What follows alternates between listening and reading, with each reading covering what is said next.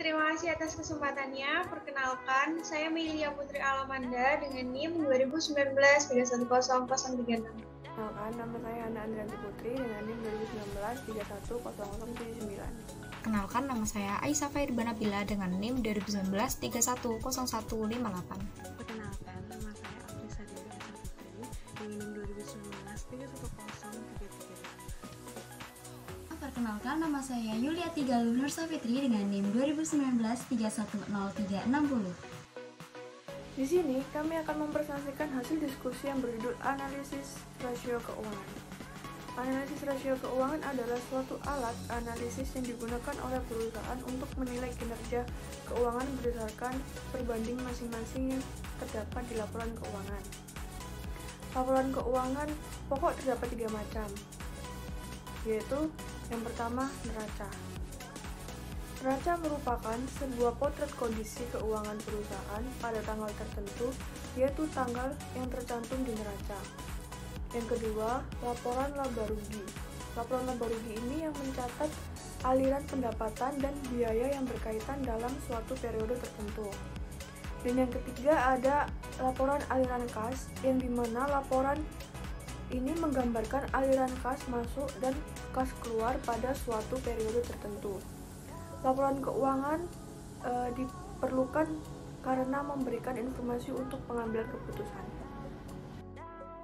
Berikutnya adalah analisis laporan keuangan. Ada beberapa hal yang harus diperhatikan saat menganalisis rasio keuangan. Yang pertama ada tren-tren tertentu yang perlu dilihat. Yang kedua ada perbandingan standar-standar tertentu. Perbandingan ini untuk membandingkan perusahaan dengan perusahaan lain yang sejenis. Yang ketiga ada informasi sekitar perusahaan.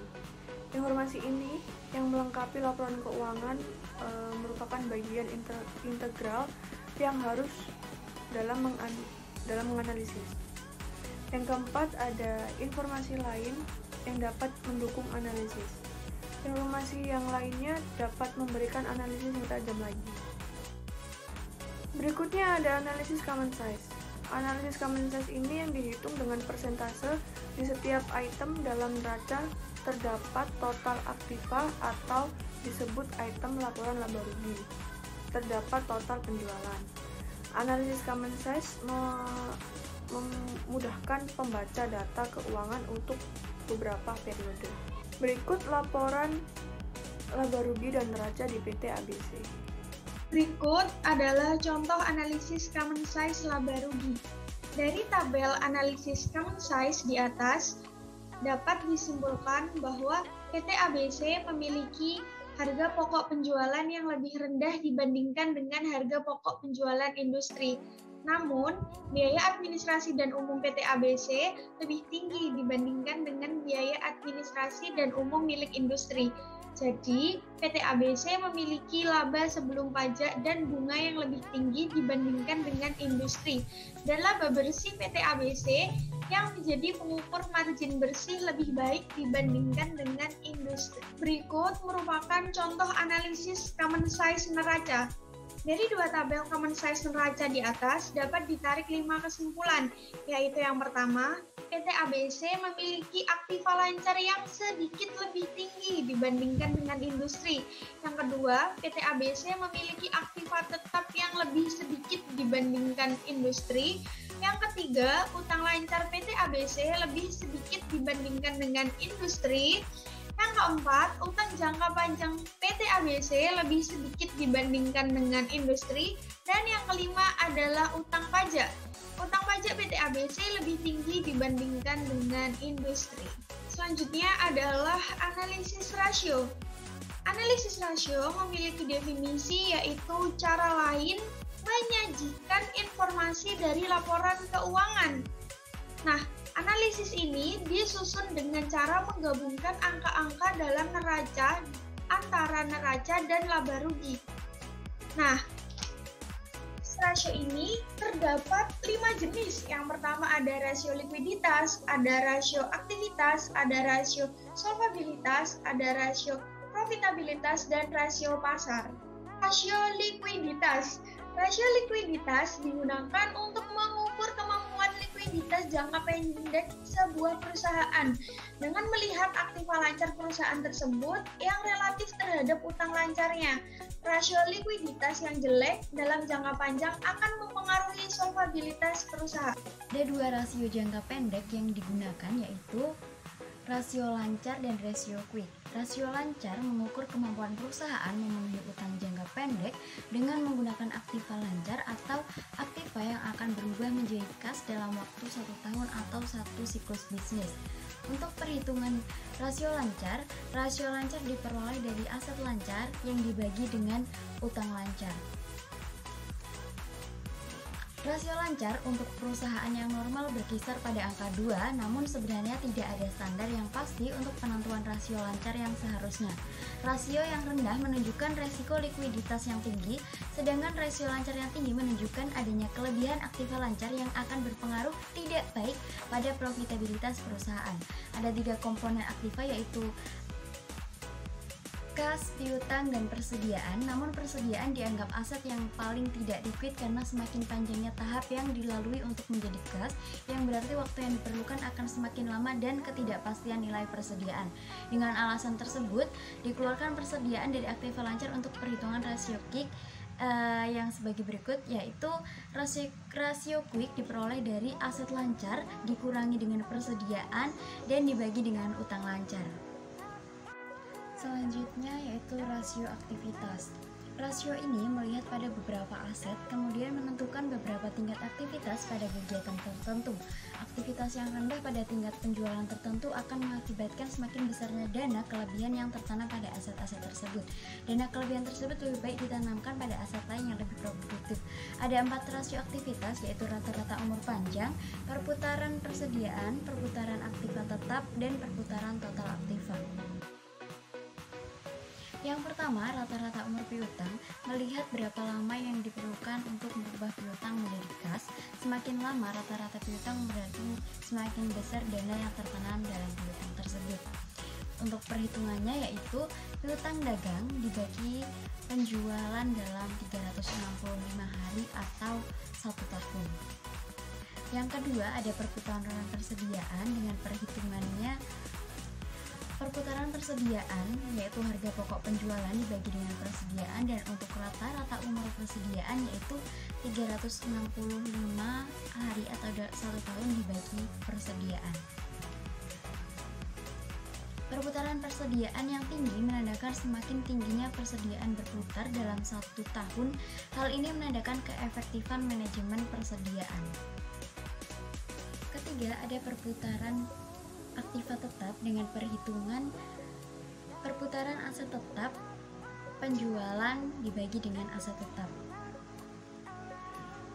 Rasio ini mengukur sejauh mana kemampuan perusahaan menghasilkan penjualan berdasarkan aktiva tetap yang dimiliki perusahaan. Dan yang terakhir ada perputaran total aktiva.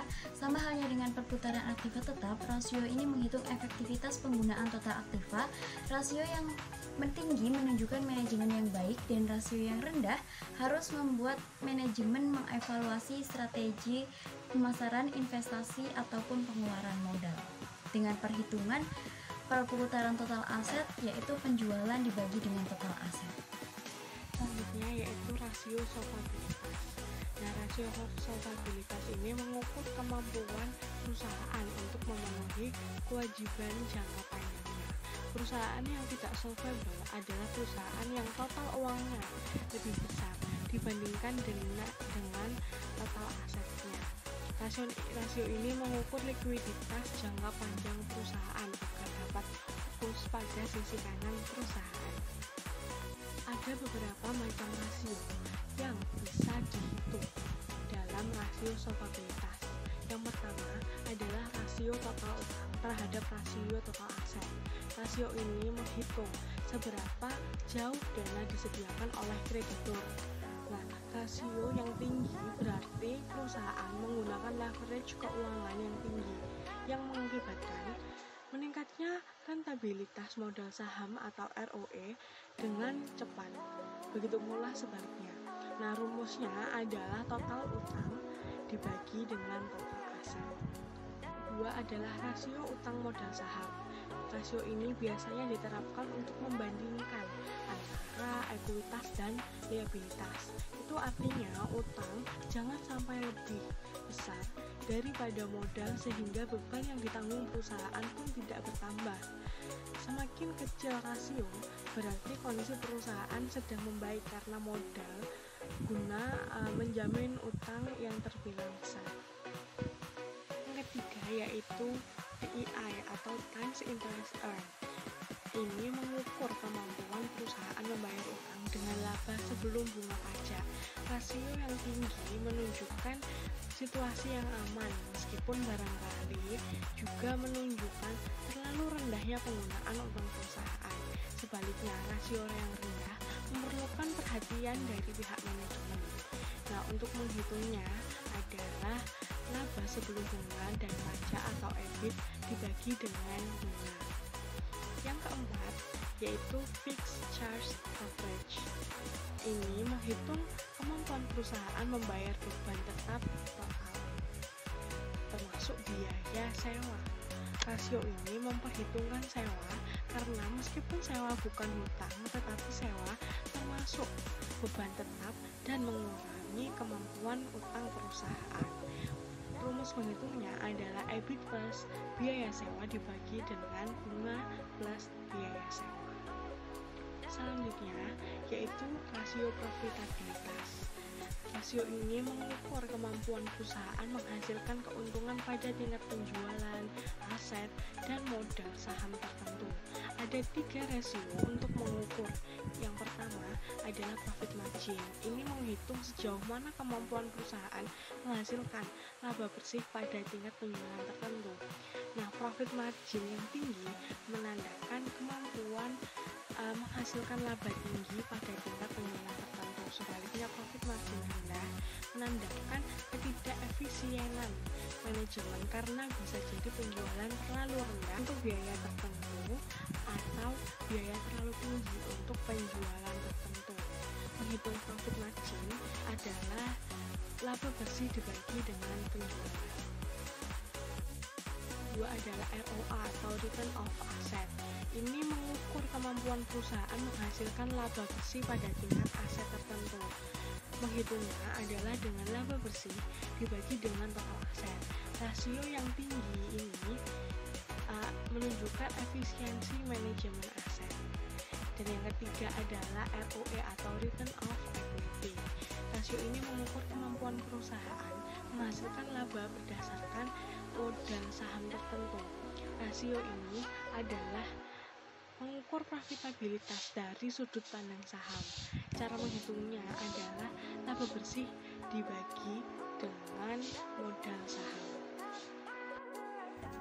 Baik, di sini saya akan melanjutkan presentasi yang sudah rekan saya presentasikan, dan di sini saya akan menerangkan tentang rasio pasar, yang dimana rasio ini melihat perkembangan nilai perusahaan relatif terhadap nilai buku perusahaan. Sudut pandang ini lebih banyak tentang sudut pandang investor, meskipun pihak manajemen juga berkepentingan terhadap rasio-rasio ini. Dan ada beberapa rasio yang bisa dihitung caranya sebagai berikut. Yang pertama adalah per atau price earning ratio, yang dimana bisa kita hitung per sama dengan harga pasar per lembar dibagi laba bersih per lembar. Baik, yang kedua adalah dividend yield, yang cara menghitungnya adalah dividend yield sama dengan dividen per lembar dibagi harga pasar per lembar. Dan yang ketiga adalah pembayaran dividen. Nah, cara menghitungnya adalah pembayaran dividen sama dengan dividen per lembar dibagi laba bersih per lembar. Baik, selanjutnya di sini saya akan menerangkan tentang analisis DuPont, yang dimana untuk mempertajam DuPont mengembangkan analisis yang memisahkan profitabilitas dengan pemanfaatan aset. Analisis ini menggunakan 3 macam rasio sekaligus, yaitu ROA, profit margin, dan perputaran aktiva, yang dimana ROA bisa dipecah sebagai berikut. ROA sama dengan profit margin dikali perputaran aktiva, yang dimana ROA dipengaruhi oleh profit margin dan perputaran aktiva.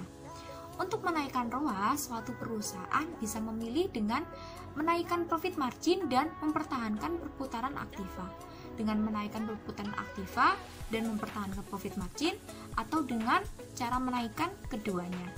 Di sini saya akan menerangkan tentang keterbatasan analisis laporan keuangan. Yang pertama adalah data yang dicatat dan dilaporkan oleh laporan keuangan mendasarkan pada harga perolehan atau historical cost, yang dimana metode harga perolehan dipakai oleh akuntansi karena metode tersebut dinilai paling objektif dibandingkan metode lain seperti metode harga pasar atau harga pergantian saat ini. Yang kedua adalah metode akuntansi yang dipakai bisa mengaburkan gambaran profitabilitas dan risiko perusahaan. Penyusunan laporan keuangan juga didasarkan pada beberapa alternatif metode akuntansi, misalnya metode FIFO, rata-rata persediaan. Dua perusahaan yang mempunyai kondisi yang sama barangkali akan memberikan informasi yang berbeda karena perbedaan metode akuntansi. Yang ketiga adalah upaya perbaikan barangkali bisa dilakukan oleh pihak manajemen untuk memperbaiki laporan keuangan sehingga laporan keuangan nampak bagus.